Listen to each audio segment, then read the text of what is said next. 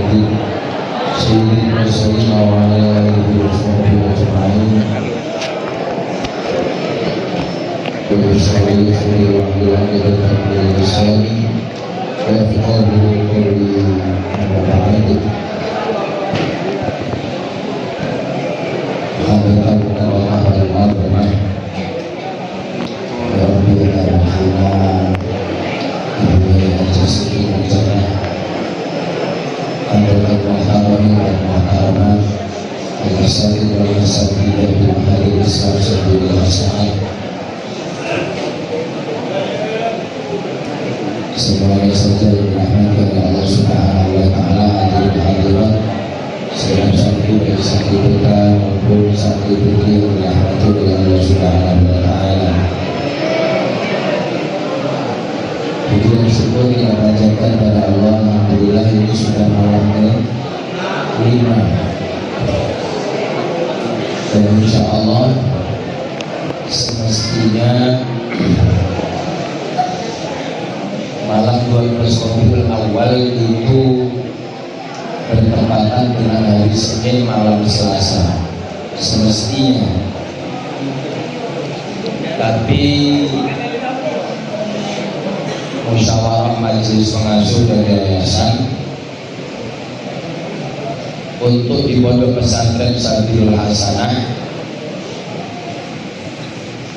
tasyakuran akbarnya nanti diundur di hari Selasa malam Rabu ya. Karena Senin malam Selasa pas malam 12 Rabiul Awal ini banyak ustadz yang tidak bisa ikut hadir. Saya, Pak Bari, mungkin Bu Syarif, kemudian Ustadz Imam Pisan sendiri, ada beberapa ustadz lah ya yang memang ustadz-ustadz kita nih kalau sudah hari-hari bisa kayak begini nih banyak yang merangkap jadi artis. Konser di mana-mana mencan.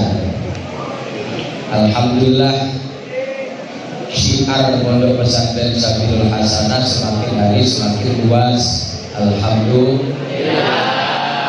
Nah malam hari ini sebenarnya yang mau idham dan semua ini yang belum ada yang tahu ini.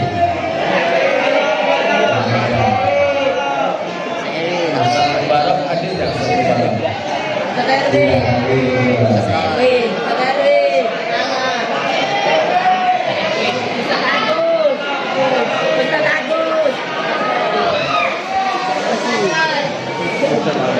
Jadi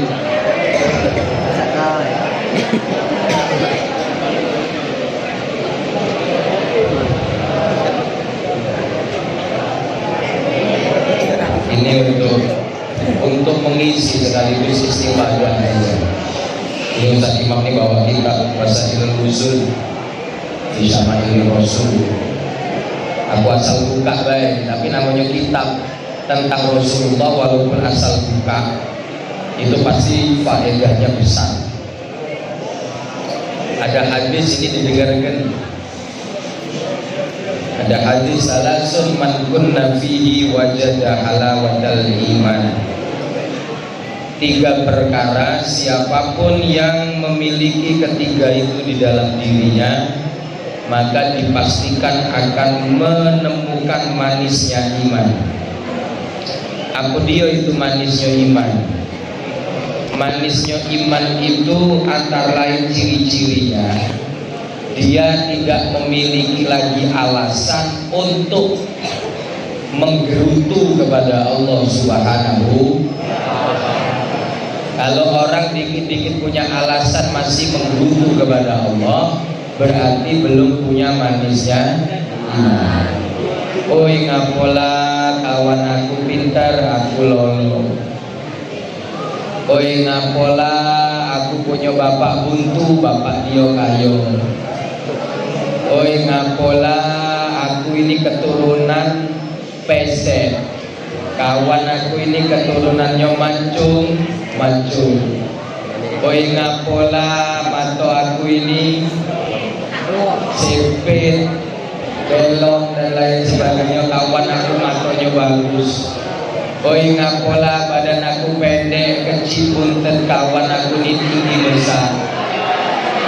Oi ngapola rambut aku ribu, kawan aku rambutnya bagus. Kalau masih menggerutu seperti itu, berarti belum sepenuhnya menemukan halawatul iman. Karena ciptaan fisik kita ini murni langsung bentukan dari Allah Subhanahu wa Ta'ala. Tidak bisa nyalakan bapak emak, nggak bisa. Bapak emak itu cuma numpang melok jadi wadah, tapi yang menciptakan Allah. Kedua, orang punya halawatul iman tuh kalau dikasih ujian, dikasih musibah, dia semakin dekat kepada Allah Subhanahu wa Ta'ala. Orang yang tidak nemu halawatul iman, ketika dapat musibah, dapat bala, semakin jauh dari Allah Subhanahu wa Ta'ala. Mungkin kamu pernah lihat ada film, entah sinetron, entah apapun itu film, kena musibah, terlibat hutang, larinya ke diskotik mabok, ditinggalkan oleh kekasihnya. Yang dicari bukan tasbih, bukan sejadah, yang dicari tali tambang, diikatkan ke batang, ya, dibikin lingkaran seukuran leher dia, terus dia naik pucuk pohon, dimasukkan tali itu ke leher, bunyi Bismillahirrahmanirrahim, niat aku gantung diri. Berarti belum menemu halawatul iman.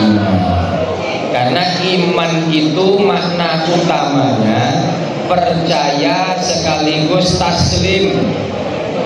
Percaya sebenar-benarnya kepada Allah sekaligus taslim. Taslim itu pasrah totalitas terhadap nasib dan pengaturan dirinya kepada Allah Subhanahu wa Ta'ala. Sudah. Sebab kalau kata Imam Haddad, la yaksuru hammu ma quddir yakun. Tidak usah banyak susah, tidak usah menigo gelisah. Jangan mudah igo galau, kata Imam Haddad. Ma quddir yakun, apa yang akan terjadi itu pasti yang sudah ditetapkan oleh Allah Subhanahu wa Ta'ala. Jangan gelisah gino jadi tiga perkara yang kalau tiga ini ada di dalam dirinya nemukan manisnya iman. Pertama, ayyakun Allah wa rasuluhu ahabba ilaihi mimma siwahuma, yaitu Allah dan Rasulnya menjadi perkara yang lebih dia cintai dibanding selain Allah dan Rasulnya. Wa min alamatil hubbi, di antara tanda cinta, ayyakhtara ridha habibihi ala ridha ghairihi, kata Rasulullah. Dia lebih mementingkan apa yang disukai kekasihnya daripada yang disukai oleh selain kekasihnya. Allah senang kamu baca Quran, tapi Allah nggak begitu senang kamu membaca buku novel atau komik misalnya. Maka kamu akan memilih Quran dibanding bacaan yang lain. Berarti kamu beneran cinta kepada Allah. Allah senang kamu sholat subuh tepat waktu, khusus lagi berjamaah. Ada kesempatan kebetulan tidak ada yang ngobrai subuh, ayo baca baik subuh kaget jam 7 lah ya, baca baik. Tapi karena cinta kepada Allah, dia lebih mencintai sholat daripada mencintai melanjutkan tidurnya. Ini berarti sudah milih Allah. Allah. Terus ayyakhtara majlisa habibihi an majalisi ghairihi, lebih menyukai duduk bersama kekasihnya, membahas bercerita tentang kekasihnya daripada majelis yang tidak bersama kekasihnya dan tidak membahas menceritakan kekasihnya. Duduk yang diceritakan, alhamdulillah kita ini punya Allah maha baik, punya Allah maha sabar, punya Allah maha memberi balasan yang baik. Siapapun yang beramal baik oleh Allah langsung dikasih pahala. Siapapun yang beramal keburukan oleh Allah dikasih dosa, tapi juga dibuka pintu taubat selapang-lapangnya. Alangkah senang punya Tuhan model Allah. Begitu. Jadi benar kata kiai-kiai, kalau kehilangan boleh kehilangan, apapun yang hilang pasti akan ada ganti. Makanya itu santri putri yang jerawatan, dipencet depan kaca jerawatnya pedih sampai nangis-nangis. Nggak usah nangis, jerawat yang hilang ada gantinya.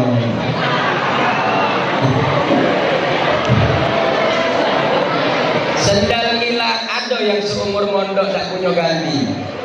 Katik pasti kakek ketemu kan ganti. Baju hilang ada ganti. Orang tua hilang ada penggantinya guru. Tapi apa kata ulama?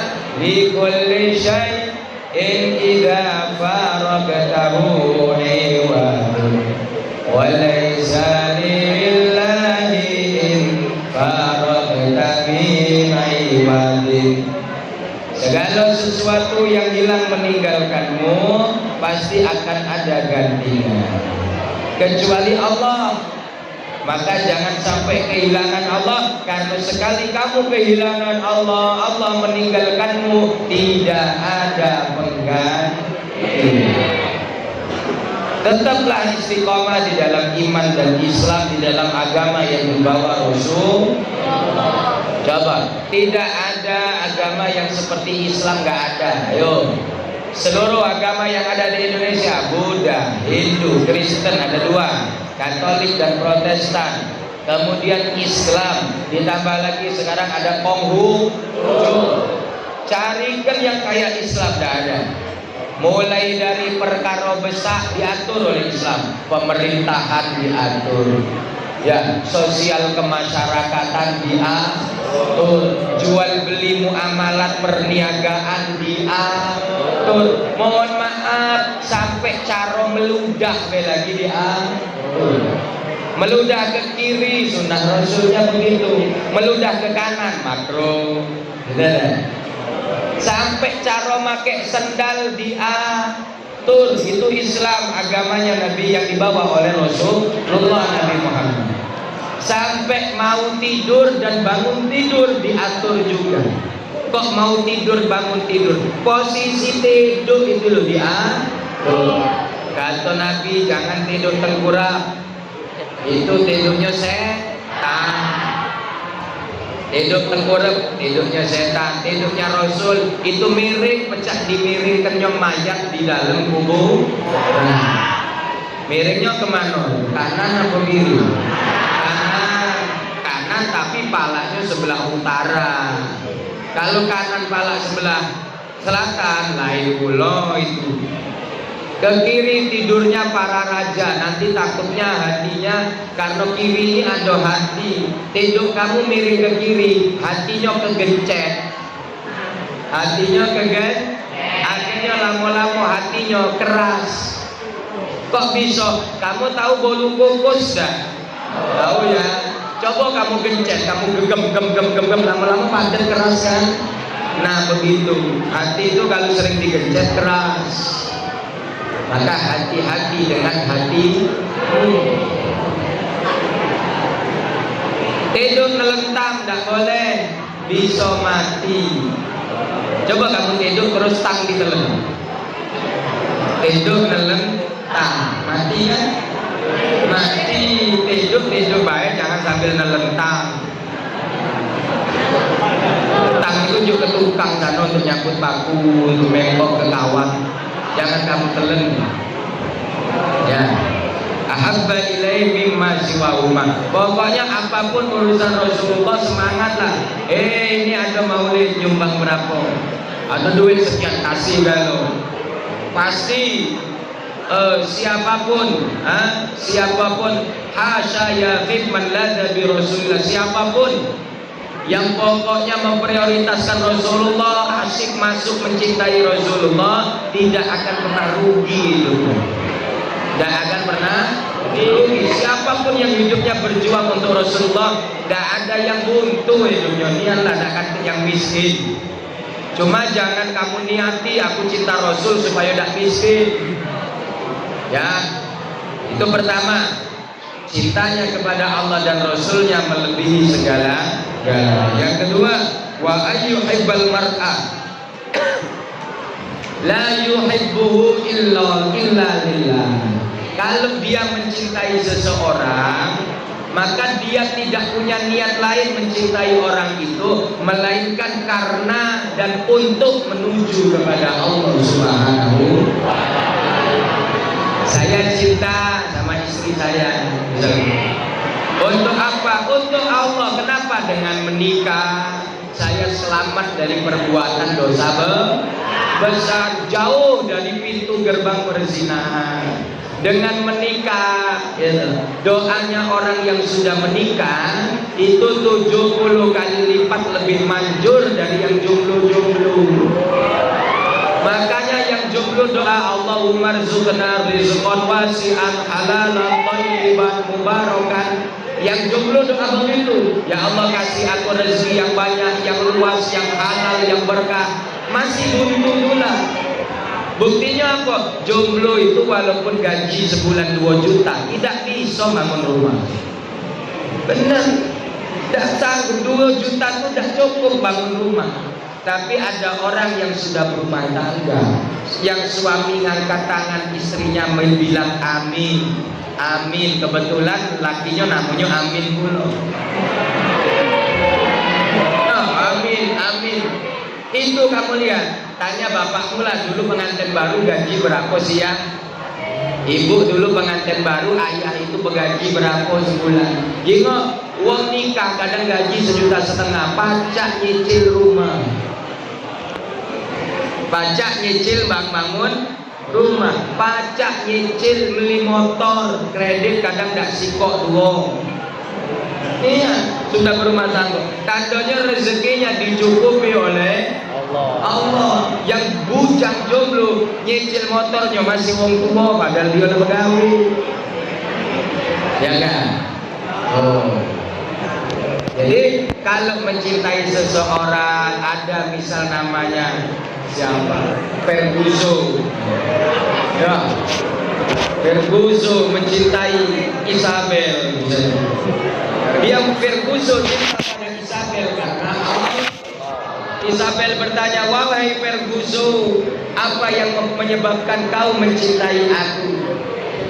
Kata Ferguson menjawab, karena aku melihat sosok penyempurna keimananku ada pada dirimu.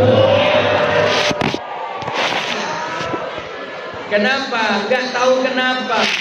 Begitu aku selalu ketika memandangmu, hatiku tenang, hatiku nyaman, semangatku untuk bersyukur kepada Allah semakin besar. Wah, ini berarti cintanya karena kamu cinta sama siapa? Putra saat kepada santri putri. Kok malah cinta itu ngajak ngayal yang indah-indah? Cintanya malah lebih banyak mendorong pada kesenangan sesaat daripada keselamatan di jangka panjang. Nikah itu kan selamat jangka panjang. Tapi kalau cewekan pacaran itu senangnya jangka pendek.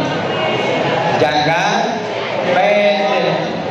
Jadi tinggalkan alasan yang begitu? Karena sama sekali tidak diridhoi oleh Allah Subhanahu. Gawe lolo ulang tahun ngirim kado, beli kue harganya 100.000 ditacep kelilin, kan lolo hidup-hidupi dewe ngejuk uang cuma supaya lilinnya dimatikan. Apa dia dibelah kue ulang tahun tuh menharga cuma 100, pecahnya bagus, rasanya dah lemah.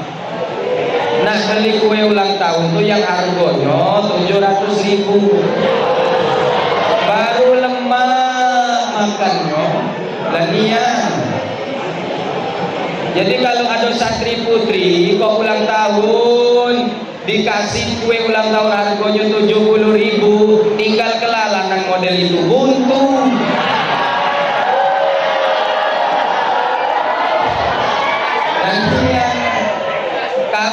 Kamu jadi miliknya saja dia sudah pelik, apalagi lah sudah jadi miliknya, tambah ada hijau lanjutnya kamu. Nah, jadi buntu, nggak usah lah tinggal ke lanang itu. Lanang itu carilah yang wibawa ya. Datang ke rumah, bawa mobil, bawa oleh-oleh banyak. Yang terpenting bawa keluarga untuk melamar. Nah itu yang paling penting ya. Nah, itu yang paling penting. Ketiga, lagi jam 10 ya, yang ketiga, wa ayyakra ayyauda fil kufri ba'da id anqadhahu Allahu minhu kama yakrahu ayyulqa fil nar.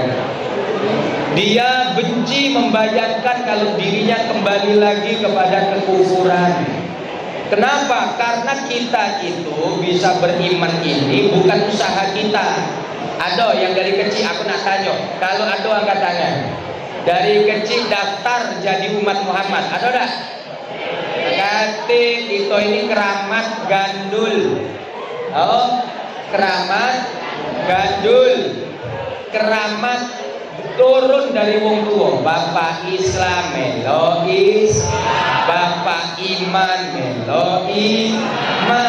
Tidak pernah kamu nyari Allah, nggak pernah kan? Oh, Kristen dulu, kafir dulu, begitu? Tidak pernah toh? Seperti siapa? Abu Sufyan, bisa begitu? Nggak pernah. Kita ini enak, Allah menyelamatkan kita sudah sejak di alam rahim ibunda kita dipastikan lahir beriman. Itulah kenapa kita tidak boleh membenci orang selain Islam. Yang kita benci agama selain Islam. Orangnya jangan, dengan non muslim, dengan orangnya jangan benci, dengan agamanya kita benci. Bedakan agama dengan orang, jangan dijadikan siko. Sama dengan kutu dengan kepala, jangan jadikan siko. Kalau kamu benci dengan kutu, buang baik kutunya, jangan sama pala-palanya. Nah, ya begitu. Makan mangga, makan duren, dibuka ada cacingnya, buang cacingnya baik. Duren yang bagus tetap dimakan, jangan teko duren-durennya dibuang. Takoan gino, oi kau ni palak kutu galo, buang baiklah, ganti bola voli atau bola basket. Benci kutunya tidak sama kepala-kepala. Benci agamanya yang non muslim, tetapi dilarang membenci orang. Mengapa? Karena mereka bisa jadi suatu hari nanti akan mendapatkan hidayah dari Allah sebelum wafat, masuk Islam, beriman kepada Allah. Tuh, jadi jangan benci sama siapa saja. Didoakan sebagaimana Rasulullah ketika dakwah ke Taif dilempari batu-batu sampai terluka, itu tidak mau beriman kaum Taif. Malaikat Jibril datang, set Nabi, Camano, aku sudah dipersilahkan oleh Allah Rasul, kalau kau minta angkatkan bukit ini, kutimpokan ke mereka biar mati, kalau aku lakukan. Kata Nabi Muhammad, jangan. Yang sekarang ini taruhlah kalah kebaik, tapi aku berharap dari keturunan mereka ini nanti akan banyak lahir pemuda-pemuda yang akan berjuang bersamaku dan sahabatku membela agama Allah Subhanahu wa ta'ala. Terbukti Nabi tidak membenci Taif, keturunan Taif besok-besok menjadi pejuang Islam paling tangguh. Nah, ya begitu, kalau kamu dengan agama lain benci agamanya, jangan benci orang.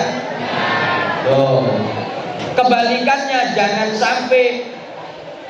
sampai dengan agamanya tidak benci, biasa-biasa saja, malah dengan orangnya benci. Ini salah. Kalau Natalan melok nyanyi haleluya, haleluya, tidak usah mah itu mempersilahkan Natalan silahkan, ya. Cuma tidak usah melok nyanyi dalam gereja, karena nyanyian haleluya itu sama dengan kalau kita la ilaha illallah, la ilaha illallah, tidak usah melok. Tuh, jadi yang sedang-sedang bencinya kepada kekufuran seperti apa? Sebagaimana dia benci kalau dia membayangkan dirinya ayyul qafinnar, dilemparkan ke dalam api neraka. Bayangkan, wa in tasbir ala nirani fasi wa illa kun anil isyani qasi. Kata Imam Hasan Al-Basri, wa in tasbir ala nirani fa'si, kalau kamu nilai yakin nian, lapidin nian bakal kuat dibakar oleh api, fa'si, maksiatlah serah kamu, tak usah mikir lagi, los dol pokoknya. Nah, kalau sekiranya dinyonyok api pakai obat nyamuk tidak panas lagi, dipanggang di dalam perapian tidak lagi terbakar, dan kira-kira api neraka kaget tidak bakal bisa nyulut badan kamu, maksiat sebanyak-banyaknya monggo, kata Imam Hasan Al-Basri. Tapi wa illa kun anil isyani qasi, kalau memang sekiranya api itu masih terasa panas pedih, segera berhenti, stop, hentikan dirimu untuk melakukan maksiat. Sederhana saja mikirnya, ya kan? Kira-kira dimasukkan api neraka wawo aku ya. Kira-kira di neraka suruh makan bangkai, minum nyonana, polu aku ya. Kira-kira di neraka kakek yang betino galak kaji dicucuk dari bawah tembus sampai mulut. Kira-kira yang galak gosip ngomongi wong lidahnya dijulur tergunting tombol lagi, gunting tombol lagi, gunting tombol lagi, gunting tombol lagi, gunting tombol lagi, itu kira-kira bakal kuat apa tidak? Kalau memang tidak kuat, kalau stop gosip, stop memfitnah, stop ngomong kotor, stop ngomong kasar caci maki, stop melakukan maksiat-maksiat lain yang membuat Rasulullah nangis. Ingat, nanti setiap amalnya kita umat Muhammad itu disodorkan kepada Rasulullah. Maka kadang-kadang ada yang dengar kuping berdenging nging ya, tin, kayak siaran televisi lah habis itu lah, tin, kayak radio sudah apa siarannya sudah habis, tin, sampai subuh itu radio aja itu. Lagi lah subuh baru hidup lagi, kresek. Selamat mengikuti acara ini. Wah, ini di radio itu kresek. Ada yang cuma penyiar malam hari.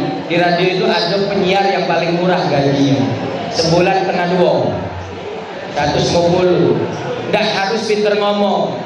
Di malam hari mulai dari jam 1 sampai jam 4 subuh siaran. Cuma main ini di depan mic. Mbak itu sampai subuh. Baru tahu kan kalau ngomong gitu. Gajinya kecil, sebulan dengan uang. Ya. Nah, itu kalau sekiranya kalian tidak sanggup bayangkan disiksa ya Allah, dicambuk seperti itu, stop melakukan mas. Ini hadisnya Rasulullah. Banyak sekali salah sulman Nabi hasabullah siapa yang jasirah wa adkhalahul jannah bi rahmati. Pokoknya kalau bulan Maulid ini nak nyari dalil untuk ceramah kebanyakan kilo, tidak habis. Rasulullah itu punya kemampuan untuk melihat masa depan. Beliau punya kemampuan, walaupun hadisnya pendek-pendek, semakin hari dikaji maknanya semakin luas. Mengapa? Karena Rasulullah punya mukjizat yang namanya Jawami'ul Kalim. Jadi pemahaman yang seluas lautan oleh beliau cukup diringkas dengan beberapa kata saja. Itulah hadis nubuwah, hadisnya Rasulullah sallallahu alaihi wasallam.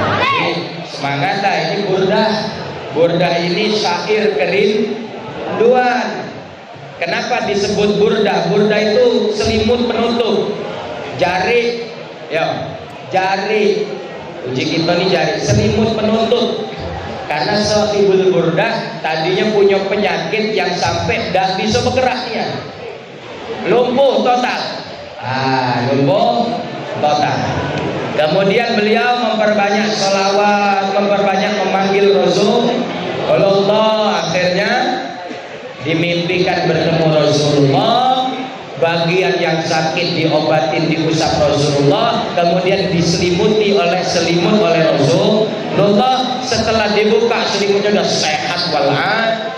Maka ini disebut qasidahnya qasidah burdah. Ini qasidah yang masya Allah setiap nazamnya, ini ada kiai bilang setiap nazam burdah itu ada keramatnya masing-masing. Setiap nazamnya burdah itu punya keramat masing-masing. Maka tidak boleh qasidah ini ditulis di kertas kemudian diicek-icek di lantai, bisa kualat. Ini burdah ini setiap nazamnya punya keramat. Saya dulu diijazahi oleh kiai saya Al-Maghfurlah, Kiai Haji Ahmad Nasrullah Abdul Rahim. Ya. Itu siapa yang mau mimpi ketemu Rasulullah? Siapa yang mau mimpi ketemu Rasulullah? Sebelum tidur membaca nazam burdah. Na'am zara taifu man ahwa fa'arraqani wal hubbu ya taridul ladati bil alami. Siapapun baca itu nazam itu na'am zara cari di burdah. Satu nazam saja. Diperbanyak sebelum tidur. Mimpi Rasulullah kalau istiqomah. Kalau bangun ternyata betulan mimpi, bangun tidur, jangan langsung ke kamar mandi, duduk membaca doa. Wal habibul ladzi turja syafa'atu li kulli haulin minal ahwali. Itu dibaca 11 kali. Bangun tidurnya habis mimpi.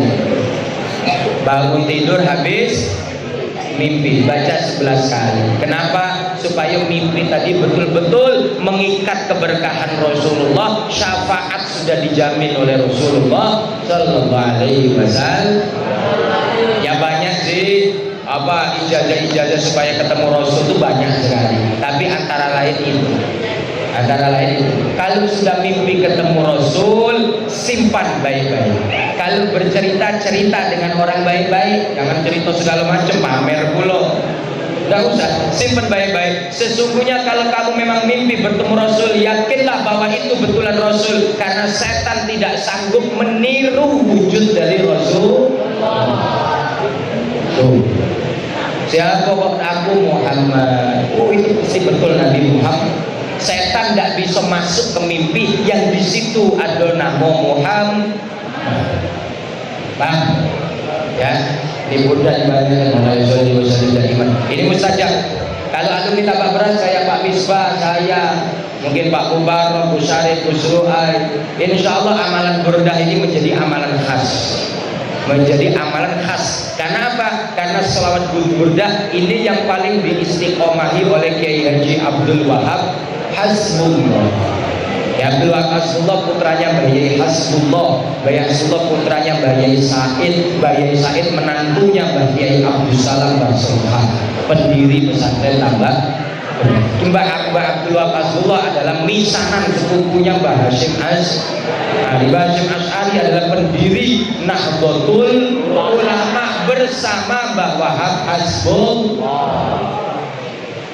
Berarti kalau ngikut ini, ngikut Sabilul Hasanah, mondok di Sabilul Hasanah, secara tidak langsung kamu nyambung rantai keilmuan dengan Mbah Hashim Ash'ari. Kalau nyambung dengan Mbah Hashim Ash'ari, berarti nyambung kepada Mbah Khalil Bantala, berarti nyambung kepada Mbah Yai Soleh Darah, berarti nyambung kepada Syekh Zaini Dahlan Mekah, berarti nyambung hatta Rasulullah Sallallahu Alaihi Wasallam. Nah, mondok di Sabilul Hasanah rantai sudah nyambung ke Rasulullah, jangan sampai lisan dan perilakunya tidak nyambung ke Rasulullah. Demikian saja. Mohon maaf pula datangnya ini agak malam saya karena memang ada kendala yang menghalang-halangi. Tidak bisa hadir cepat untuk gak pena awalnya. Jadi terima kasih. Kita berharap besok Ustaznya bisa lebih hadir lebih banyak. Pengabdian Ustaz tadi ada saya lihat sebagian di belakang. Besok-besok tolong diatur ke depan saja, ya, supaya kelihatan ramai. Karena live ini siaran langsung dikira Ustaznya kok nggak ada. Santri sak menit kayak orang mau Ustaznya. Padahal Ustaznya ada yang di tengah, ada yang di belakang. Ya di depan saja. Sekali-sekali biar masuk TV. Ya, nanti ada kamera. Aduh, Ma, aku melebihi TV, Ma. Ya, siapa tahu. Padahal mamanya udah punya TV. Untuk aku dia punya TV. Itu saja, lebih kurang mohon maaf pada Allah, saya mohon ampun. Wassalamualaikum warahmatullahi wabarakatuh.